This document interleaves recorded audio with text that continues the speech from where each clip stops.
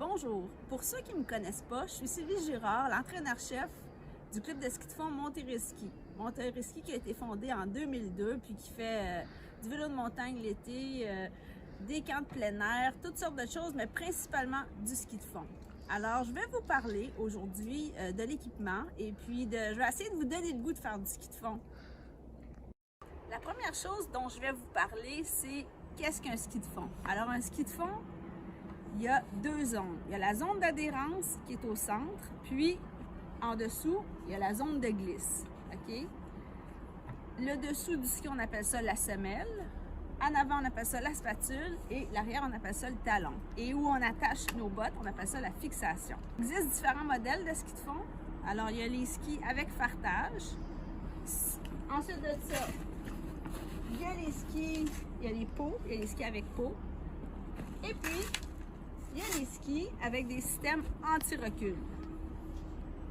Dépendant de ce que vous aimez, puis du temps que vous avez à y consacrer. Si vous achetez des skis de quelqu'un, de votre ami, de quelqu'un que vous connaissez ou sur Internet, il y a un test de cambrure maison avant d'acheter les skis pour savoir si le ski vous convient. Vous glissez une feuille en dessous de vos skis. Il faut que la surface soit propre, alors on fait ça souvent sur un plancher.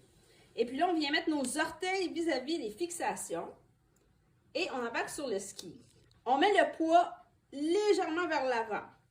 Et là, il y a une feuille qui devrait glisser. Alors ça, là, ça va montrer jusqu'où je dois farter quand je vais farter mon fort d'adhérence. Puis, ça va jusque-là. Là, mon poids il est réparti sur les deux skis. Ensuite de ça, si je veux voir que je l'écrase, ça c'est bon, j'ai une bonne cambrure, mais ce qui est important aussi, c'est si je mets tout mon poids sur la feuille, oh, ça passe plus du côté gauche, je remets mon poids, la feuille bouge et là, je vais venir écraser le ski droit. Et là, la feuille, elle ne bouge plus. Alors, ça veut dire que je vais bien écraser mon ski, ça veut dire que je vais être capable de faire coller mon fort d'adhérence dans la neige et de me propulser d'un ski à l'autre. Pour ce qui est des bottes, il y en a qui peuvent être extrêmement dispendieuses. Souvent, les plus dispendieuses ont beaucoup de carbone dedans. C'est des bottes qui vont être plus froides. Alors, si vous pensez aller skier doucement pour votre plaisir, pour le plaisir d'une belle journée à l'extérieur, peut-être que la botte en carbone, c'est pas la meilleure option pour vous. Mais si vous êtes un skieur qui voulait travailler votre cardio, vous êtes un bon coureur, mais oui, la botte peut être en carbone, mais c'est à ce moment-là être un peu plus froide. Ce qui est très important pour les bottes, c'est vraiment qu'elles soient confortables. Vous l'essayez, puis il faut que ça soit confortable parce que vous allez voir qu'il y a des kilomètres en ski, si la botte n'est pas confortable, il y a quelques ampoules qui peuvent survenir. Je vous ai parlé des skis, mais je ne vous ai pas parlé des bâtons. Alors, les bâtons, c'est un bâton de ski. Au bout, on appelle ça le panier. Puis, ici, la poignée et la dragonne. Et habituellement, le bâton de ski en style classique va vous arriver plus ou moins au niveau de la clavicule.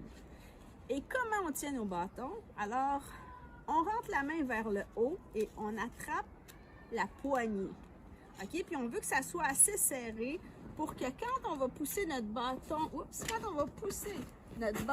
derrière, le bâton va venir s'accoter entre le pouce et l'index, puis il ne va pas tomber. Si la dragonne est trop lâche, le bâton il va tomber, il faut falloir le rattraper, puis c'est plus long.